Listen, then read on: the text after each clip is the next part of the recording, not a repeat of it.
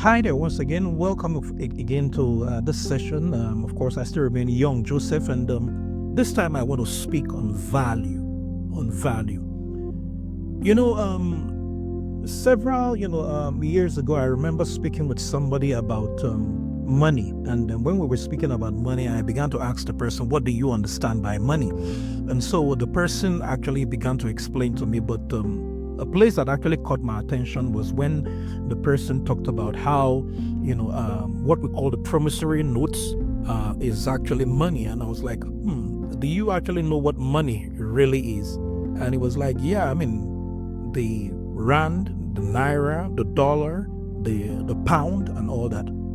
And then I began to understand that he doesn't even really understand what, money really means. Before we had, the current promissory notes, and why it's called promissory note, I will get to that in a bit, is that before then there was what we call trade by barter. It was one of the very first concepts that I learned, when I was, I think I was in, kind of like, in my early years in primary school. I don't know what it's called, in other countries. And when we, talked about, trade by barter at the time, I began to understand that when you have oranges, you exchange it for beans, and those who have meat exchanging, it for oranges, or, vice versa, whichever one, that people were comfortable with. Then humans began to design, something that they could give in exchange to say, what, I gave you so much, so give me this much. And so it started with coins, and then subsequently we have what we call now, with the promissory note. So why it's called a promissory note is that it's just kind of like, what the bank was doing is that the bank had to write, something like a piece of paper to say, what, you gave us this X amount of money. And so because you gave us this money, we are keeping, this money. And so this is a physical, paper to notify you that, yes, we've kept, that amount of item that you gave to us, so that when you come back for it, we'll be able to give it back to you. Or proud, maybe you can also use it to exchange something, somewhere else. And so it was like that, with gold. Gold was actually what was used in backing money, because if you read from the old times, and I just want to really, make the video short and just summarize it. If you read from way, way, way back, you will realize that one thing that had happened, with, the banking system that we have today now is that it was more of keeping, the amount of gold, in the vault. And so the amount of gold that was in the vault was also what translated to how wealthy or how rich or how, rich the individual is. And if you go back even to Bible times, and also to old times, if you read stories, you hear that gold is what was used in making that exchange. So the banks have to provide a receipt, and so the receipt now gradually became what we call currency. And today now we have the dollar and all that, and the dollar, rand, and every form of money. Now, the sad reality of it is that by 1970, President Nixon, in the U.S. had taken away, gold, backing, currencies, as it were.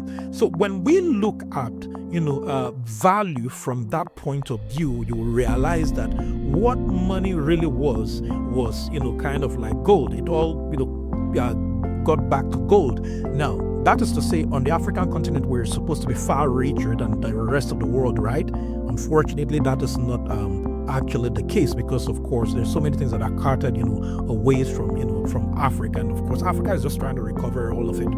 But my conversation is really about value, and that is what, like I said at the beginning, I wanted to speak about. So the thing is this: when we talk about value, now, oftentimes you will hear individuals saying, what, I have been looking for a job, or probably I've been looking for this, or I want to be that, I want to be this. It's about the value that you as a person can bring to the table. I've had the opportunity of, sitting in certain panels, to, just a couple of interviews, interviewing a couple of individuals. And oftentimes, at the end of the interview, we always ask, what are you bringing to the table?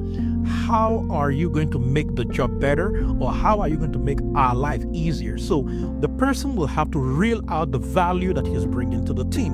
And so in today's world and in today's Africa, one of the things that we're not creating enough is value. And if we can actually create value, that will have translated, to really, a positive, outcome in terms of the value of, also what we get in return, with regards to also, the value that is exchanged also in that way. So I sat down at some point and I was pondering over something, and I was like, how can one actually really make money? Now, you realize that there is money sitting in the pockets of every single human being, no matter how poor, no matter how rich, no matter how wealthy, whatever categories of persons, they must have some form of money. If you doubt me, go check the beggars. Those who are begging on the street, go check them out. They do have something that is sitting in their pocket, that will have translated the money. Now, how do you get it out of their pockets? Now, those who think from the evil perspective, what do? They go, to take it by force. Then it becomes stealing. It becomes robbery. It becomes you are taking something, from somebody. But when you do have value and you create value, what happens generally is that the person willingly takes that money out of his pocket and then hands you, a couple of those money, and then that is how you become even wealthy. So look at the very wealthy persons across the world in today's world. One of them also is somebody born also, on the African continent, Elon Musk. And then you will see that what he had been able to create is value.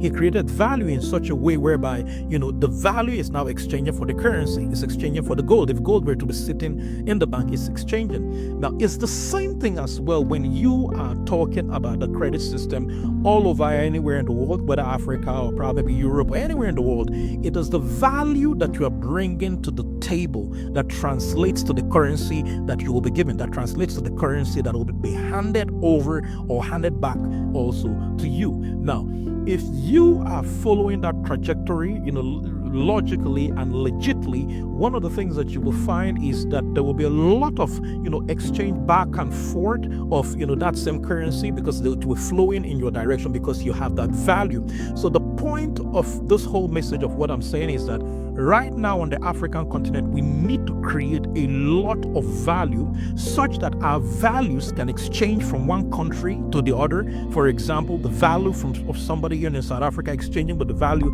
of somebody in Nigeria, or exchanging the value from South Africa with somebody in Nigeria so that the currency can flow and then you get, money in return and become wealthy. Or exchanging, value from somebody, in East Africa, exchanging with somebody also in North Africa. When it happens that way, money is exchanged and then that person is able to create wealth. One of the very richest persons on our own continent is Dangote, for example.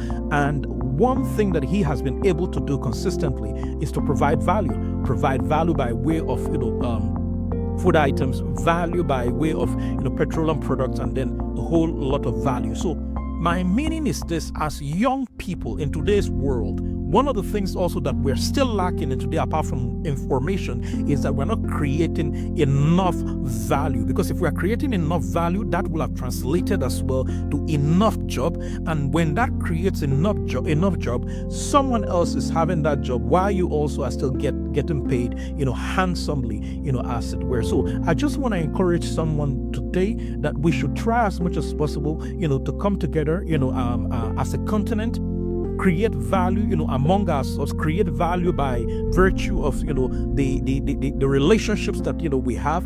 And, bantering, should just be on the minimal, we shouldn't be going around, bantering each other of what, that has been or it's not going to be or it's still going to be. If we're doing that, we're actually missing out on the value that we're supposed to create. Because I will be interested in making relationships or creating relationships with somebody in North Africa, East Africa, South Africa, or anywhere, in the world. Because when we exchange values and it goes either way, one thing that happens is that both parties, benefit, and both parties, go home, successfully, happy. And that is what I think, we should do on the African continent. So what sort of value do you think, that we should create, on the African continent? If you don't know of any value, shoot it, on the, comment section, and then let's discuss it. I'll be reading your comment, and then let's talk more about value. God bless you, and God bless the United States of Africa.